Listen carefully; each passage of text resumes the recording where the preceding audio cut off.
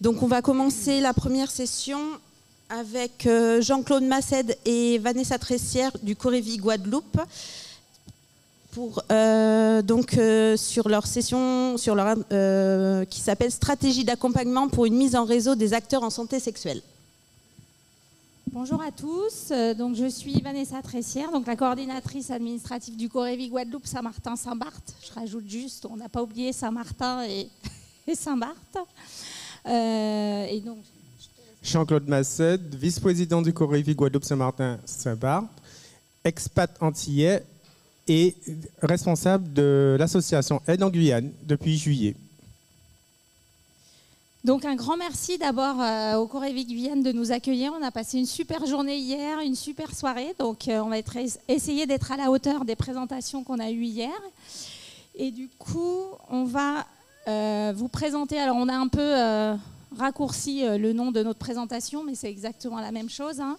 Mise en réseau des acteurs en santé sexuelle, et on va vous partager notre expérience depuis 2015, puisque c'est à peu près le moment où moi je suis arrivée et où on était en renouvellement de Corévi. Donc on vous fait... Alors les diapos, vous ne les voyez pas, hein, mais ça va arriver, je pense. Voilà. Donc on vous a fait un petit point chronologique sur un petit peu ce qui s'est passé. On va détailler un petit peu après. Donc effectivement, moi je suis arrivée en 2015. Jean-Claude et l'association Aide sont arrivés en 2014 en Guadeloupe. Donc bien évidemment, il se passait des choses avant et il y avait déjà le Corévi, hein, mais... Donc là, on va faire le point là-dessus. Donc c'est vrai qu'en 2015, c'était un peu comme ce qui se passe maintenant, c'est que le Corévi devait se renouveler, et puis ça a duré 2 ans parce qu'il y a eu la réforme des régions. Donc nous, on avait fait un renouvellement partiel des membres du comité et du bureau, parce qu'il y a eu beaucoup de départs pour diverses raisons, un peu comme beaucoup de turnover, comme partout. Et donc en 2017, on a eu le vrai renouvellement du Corévi, fin 2017, avec l'élection du bureau, qui est c'est toujours la mandature actuelle, puisque là, ça dure encore un petit peu. Et donc, c'est un petit peu ce qu'on a fait depuis ce moment-là qu'on va vous raconter. Donc, le fait marquant sur cette période chantier, c'était la réforme des commissions, c'est-à-dire qu'avant, c'était nominatif pour participer à une commission, pour lancer des projets ou accompagner des projets. Et donc, on a proposé de passer à des ateliers où c'est une personne représentative d'une structure qui y participe. Ensuite, on a proposé qu'il y ait un lien avec les membres du bureau, c'est-à-dire que les pilotes de ces ateliers soient un membre du bureau pour faire le lien avec le bureau et les acteurs. Et l'idée, c'était toujours un atelier, un objectif. On y va mollo, le but, c'est d'atteindre au moins l'objectif. Donc, on ne part pas dans des usines à gaz ou des projets pharaoniques. Et donc, le but, c'était vraiment de redynamiser le réseau des acteurs, puisque les commissions bloquaient quand même la participation à beaucoup d'acteurs. Donc, l'ouverture aux structures, redynamiser leur réseau, faire de la mutualisation et avoir une meilleure communication entre structures. Le fait de se voir également et pas que derrière des mails, du coup, ça créait plus de liens et ça donnait plus envie de travailler ensemble. Donc ensuite, il y a eu, comme pour tout le monde, la période Covid avec la crise sanitaire qui est arrivée, et puis une petite crise sociale qu'on a eue, nous, fin 2021, qui nous a un peu bloqués, en tout cas sur la Guadeloupe, pour nos actions du 1er décembre. Et donc sur cette période, la capacité des acteurs à s'adapter à la situation, donc on est passé beaucoup sur le numérique, ce qui re-questionne aussi sur les outils, la méthode, et on a pu faire pas mal de choses quand même. Et puis la reprise, alors 2022 tout doucement, et puis 2023, là où les ateliers ont repris. Au niveau des acteurs, ils sont toujours impliqués, mais effectivement au niveau du Corévi, en termes de membres de comité, membres de bureau, comme tous les Corévi, on est de moins en moins nombreux. Mais voilà, donc on attend cette nouvelle réforme ou pas, ce qu'on va devenir. Mais en attendant, on continue de travailler. Voilà, puisque cette période, elle montre bien que tout le travail qu'on avait mis en amont, le grand chantier, la méthodologie, les réunions, elles ont quand même été maintenues et on est reparti à peu près sur presque un rythme avant Covid. Alors en fait, quand on a commencé cette nouvelle mandature fin 2017, on est reparti un petit peu sur tout ce qu'on voulait mettre en place. Alors on l'a fait un petit peu mis sur papier comme ça. Ça c'est une slide qui date de 2018, ça évolue, c'est un petit peu les ateliers qu'on a fait. Donc on avait plusieurs choses, population clé, personnes vulnérables, qualité de soins, institutions. Donc il y a des choses qui ont très bien marché, d'autres qui ont moins bien marché, des choses qui ont évolué en fait dans le temps. Mais la plupart des choses continuent de fonctionner en fait, plus ou moins avec des réunions plus ou moins régulières. Donc par exemple, on a essayé avec l'éducation nationale, on avait beaucoup travaillé sur un projet qu'on n'a malheureusement pas pu mettre en place qui s'appelait Grandir, se construire, s'épanouir. Pour diverses raisons et des personnes qui sont parties au moment où on voulait le mettre en place. On était au moment du Covid où il aurait fallu le mettre en place, donc c'est un petit peu tombé à l'eau, mais il y a plein d'autres choses qui continuent de fonctionner. Et notamment, on va se pencher plutôt sur le groupe qu'on avait appelé Innovation, Prévention, Dépistage. Donc qu'on animait, donc c'était le docteur Amaury, Jean-Claude Massed. C'est vrai qu'on avait mis des noms. Après, on était parti plutôt sur des structures en se disant qu'effectivement, les personnes bougent tellement vite et tellement rapidement. Donc là, on avait au départ 4 petits ateliers, actualisation des connaissances, coordination du déploiement des actions, groupe qualité médecin et préservatif. Et donc Ah, pardon. Et donc là, on fait le focus sur innovation, prévention, dépistage, puisque le but était quand même de rassembler les acteurs pour travailler sur, l'objectif était le déploiement des actions, donc une harmonisation, que ce soit au niveau du territoire, pour répandre l'offre le mieux possible. Et également, ça incluait du coup l'actualisation des connaissances, puisqu'on s'est rendu compte qu'en travaillant avec beaucoup d'acteurs, on ne posait pas le même discours, donc ça pouvait fausser les informations et les conseils qu'on pouvait accorder aux usagers. Le groupe qualité, c'est pareil. Donc, on s'est dit, ça va concerner également les professionnels de santé, puisqu'on les oriente, nos usagers, vers des professionnels de santé, que ce soit des pharmaciens. Donc, ce qui fait qu'effectivement, avec notamment Isabelle, on est allé avec notre petit bâton de pèlerin et on a rencontré les groupes de qualité, que ce soit à Marie-Galante, puisque, comme elle le disait hier, on est sur un archipel, donc c'est un peu éclaté. Il faut prendre le bateau pour aller à Marie-Galante ou bien prendre l'avion pour aller à Saint-Martin, pardon. Et donc, du coup, on a rencontré ces groupes qualité sur une actualisation. Notamment, il y avait la PrEP qui était autorisée depuis peu. On a rencontré les médecins de la médecine du travail, pareil. Et on a pu faire aussi un webinaire avec l'URPS. Donc, à côté de ça, en parallèle, on a lancé également des échanges avec l'ARS sur la distribution des préservatifs, puisqu'on oriente également chez les partenaires pour l'approvisionnement des préservatifs et aussi pour faciliter l'accès à cet outil qui est quand même bien déployé sur le territoire. Donc tout ça a permis à la fin de regrouper actualisation des connaissances et déploiement des actions pour qu'on puisse mettre en place pas mal d'actions, des campagnes mutualisées et associer justement le professionnel et l'associatif dans toutes nos campagnes. Donc on a commencé en fait sur le premier groupe en 2015, donc dépistage, surveillance des IST. Et on a, à ce moment-là, il y a 2 nouvelles associations. Enfin, en 2015, il y a une nouvelle association qui a été habilitée au TROD, la maternité consciente, qui est maintenant le planning familial. Et en 2017, c'est la Croix-Rouge française.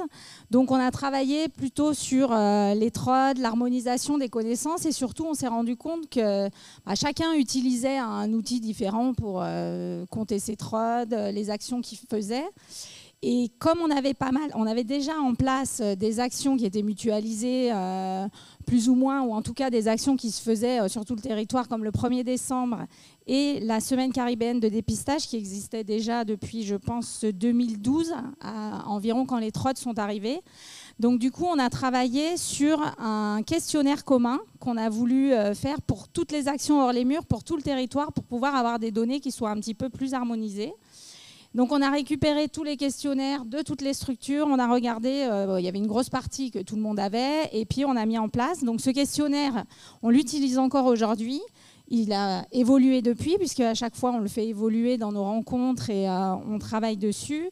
Et très vite on l'a mis sur l'outil, on utilise l'outil WEPI pour que les acteurs nous complètent sur WEPI tous les questionnaires qu'ils ont récupérés. C'est vrai que c'est du travail en plus pour eux parce que souvent ils le font en double avec leur outil plus l'outil WEPI. Alors ils ne le font pas sur les actions toute l'année, c'est uniquement sur le 1er décembre, le tour cycliste de la Guadeloupe au moment où on le faisait et puis la semaine caribéenne. Mais c'est vrai que les acteurs jouent le jeu et on arrive à après pouvoir faire un bilan et ressortir des choses de nos actions et avoir une visibilité sur ce qu'on fait. Après, on s'est rendu compte effectivement en discutant et en échangeant sur tous ces groupes qu'on n'avait pas forcément tous le même niveau de connaissance. Donc effectivement, pour ceux qui faisaient le TROD, c'était peut-être plus harmonisé, mais on travaillait aussi avec les autres associations qui accueillaient les structures qui faisaient du TROD, qui n'avaient pas forcément les mêmes, le même niveau d'information. Et l'idée, c'était vraiment de remettre un petit peu tout le monde à niveau, et d'autant plus que c'est une période où sont arrivés les autotests, est arrivé la PrEP, enfin, il y a eu pas mal de changements et d'évolutions qui sont arrivés. Donc la première chose qu'on a faite, c'est qu'on a mis en place une affiche qui nous paraissait importante sur le dépistage et sur l'incitation au dépistage. Donc on a travaillé bien 6 mois, je pense, dessus pour arriver à sortir notre affiche qu'on a beaucoup utilisée. Il n'y a pas si longtemps, on utilisait encore sur des campagnes de puces et autres dont vous parlera Jean-Claude. Et puis on a fait un petit dépliant que je vous ai amené, s'il y en a qui le veulent. Où on a un petit peu détaillé plus en mettant les lieux de dépistage et en mettant un petit texte. Alors c'est vrai qu'il faut avoir de bons yeux, hein, mais au moins on peut le mettre dans la poche, en mettant un petit peu tout ce qu'il y a sur la prévention diversifiée et toutes les nouveautés, le dépistage, et puis des infos sur les endroits où on peut avoir des infos en local sur des numéros locaux et puis au niveau national. Ces petites cartes, on les a fait en français d'abord et puis on a profité du confinement pour les faire traduire. Et encore merci aux volontaires de Aide parce que c'est eux qui me l'ont traduit. Parce que pour Saint-Martin, en fait, effectivement, en français, ce n'était pas forcément pertinent pour eux. On n'avait pas pris le temps de le faire avant. Donc là, maintenant, on a anglais, espagnol et français. On les utilise toujours. On les a actualisés, bien sûr, plusieurs fois depuis 2017. Je pense qu'ils sont arrivés. Et parallèlement à ça, on a mis en place en fait un groupe qui s'appelle Coordination du développement des actions, puisqu'on s'est rendu compte en fait, vu qu'on se réunissait assez régulièrement, que nous on est un archipel, donc effectivement on a Marie-Galante, on a les Saintes, on a la Grande Terre, la Basse Terre, et sur la Guadeloupe on s'est rendu compte que des fois, les Saintes, par exemple, ne voyaient personne pendant 1 an. Et puis, à un moment, il y avait 3 associations qui se suivaient sur 3 jours. Il reste 3 minutes. Ah bon, alors on va accélérer. Et du coup, voilà, on a mis en place ce groupe qui se réunit régulièrement pour pouvoir travailler sur les semaines caribéennes de dépistage et le 1er décembre, mais aussi sur tout ce qui se passe dans l'année pour qu'on ait une visibilité de où nous en sommes. Donc, tout ça, toutes ces réunions et tous ces temps nous ont amenés à partager pas mal de temps ensemble et à se dire qu'on allait mettre des groupes de travail un peu plus importants et en tout cas faire des journées où on réunissait plus de personnes. Donc c'est comme ça que sont nées les journées des acteurs, nos matinées d'échange autour des TROD et qu'on a fait, on a eu... nos matinées d'échange autour des TROD, on a fait 4 ou 5. On essayait de le faire une fois par an. Ça a été compliqué pendant le Covid. Donc voilà un petit peu, on vous a mis tout ça. Et sur les formations TROD, ce qu'on a essayé de faire aussi et qui a permis aussi de la mise en réseau et de la connaissance, parce qu'on s'est rendu compte que les acteurs entre eux, les hospitaliers, ne connaissaient pas forcément les associatifs. Et sur les formations TROD, très vite, on a intégré les infirmières du Cégide, même celles qui étaient là depuis longtemps, qui n'auraient pas eu besoin, en tout cas, pour qu'on leur apprenne à piquer un doigt pour faire du TROD, mais ce qui leur a permis d'harmoniser leurs connaissances et puis surtout de connaître les acteurs associatifs. Et c'est ça qui a permis aussi de faire du partage d'expériences et de la mise en place et de la vie du réseau des acteurs. Et donc toutes ces journées, les plénières du comité, on a aussi très vite élargi nos plénières autres que les membres du comité, puisqu'on s'est retrouvés, nous, en 2017, quand on a fait le renouvellement. C'était juste après le cyclone Irma. Il y a beaucoup de personnes en fait, qui, après, sont parties de Saint-Martin. Et on s'est retrouvés avec des structures qui n'étaient plus du tout représentées dans notre comité. Donc toutes ces réunions, ça a été vraiment, c'est ce qu'on disait ici aussi hier, c'est de se voir, de partager un café, d'échanger. Les gens allaient plus facilement les uns vers les autres que quand ils avaient discuté par mail, ou si c'était moi qui leur avais dit vous pouvez contacter telle personne. Quand ils voyaient la personne, c'était beaucoup plus simple. Comme disait Vanessa, effectivement, le déploiement, on essayait de l'harmoniser. Donc, vous voyez, c'est une carte de la Guadeloupe et de Saint-Martin, où on a essayé chaque année de déployer une offre de dépistage, mais répartie sur tout le territoire. Et à côté de ça, donc, il y avait des projets, il y avait des affiches. Il y a eu un projet avec les lycéens, notamment l'affiche Se protéger. Donc, c'était un concours avec les lycéens et le Corrivé était membre de ce jury et ils ont fabriqué des jaquettes de préservatifs que vous voyez sur la droite, donc en papapar par exemple. Il y a eu notamment, et on en parlait hier avec François, d'un séminaire PrEP à Saint-Martin pour les professionnels de santé tenu dans le local de aide. Et on avait fait une grosse campagne autour du film 120 battements par minute et où on est accompagné justement, vous voyez sur la photo, Isabelle et moi, de l'acteur. Donc tout ça pour vous dire que toutes ces réunions, voilà ce que ça donne en gros comme résultat sur le territoire, sur nos deux grosses campagnes, en tout cas la campagne Semaine caribéenne de dépistage, où la population s'est bien appropriée cette campagne, en plus de celle du 1er décembre. Et aujourd'hui, on a mixé les deux entre la semaine de santé sexuelle et la semaine caribéenne pour en faire qu'une. Donc là, vous avez des exemples de campagne de bus. Donc effectivement, notre affiche longuement discutée. Notre nouvelle campagne I égale I, puisque comme vous voyez, l'expérience du terrain fait qu'on se remette en question sur le message qu'on va faire passer. Et donc du coup, nos outils ont évolué depuis 2018. Donc vous avez un formidable t-shirt que porte Vanessa, qui est un exemple de nos supports. Donc voilà, et après, on voit qu'il y a quand même des retombées au niveau de la presse, on a de plus en plus d'articles, et la communication devient vraiment un outil important, en tout cas dans nos déploiements, dans nos actions et la façon dont nous travaillons ensemble. Et donc, pour un petit bilan, puisque tout le monde aime bien les chiffres, donc on s'est quand même fait un petit bilan chiffré, donc ça représente à peu près 170 actions programmées entre 2015 et 2022, avec l'ensemble des acteurs, donc professionnels, associatifs, sur les grosses campagnes. Et donc, c'est passé tout seul. Bon, bref. Donc, en gros, voilà, ça représente une centaine de réunions à l'année, donc à peu près 10 par an, une trentaine d'échanges de pratiques, parce que ça sert à... C'est-à-dire, c'est complémentaire à la méthode, c'est-à-dire réunion de préparation, et à côté, on monte en compétences. Donc, on a toujours fait soit des formations, des temps de partage d'expérience, ou bien des échanges de pratiques. Alors, forcément, on a eu des freins et des leviers. Donc, comme on l'a dit, c'est quand même un territoire éclaté. Donc, programmer des réunions, ça demande une logistique, soit d'avion, hébergement, voilà, et de pouvoir communiquer ensemble, donc de faire des réunions soit sur les îles ou bien sur la Guadeloupe proprement dite. Voilà, lourdeur du fonctionnement hospitalier avec notamment la gestion des budgets, vu que le budget du Corévi en tout cas est au CHU, c'est pas toujours simple d'y avoir accès et surtout d'avoir des prestataires qui acceptent nos bons de commande. Vas-y, en fait. Lien avec l'ARS qui est dépendante des équipes et aussi du DG, puisque des fois, quand il y a un changement de DG, on n'a pas les mêmes interlocuteurs et la même organisation.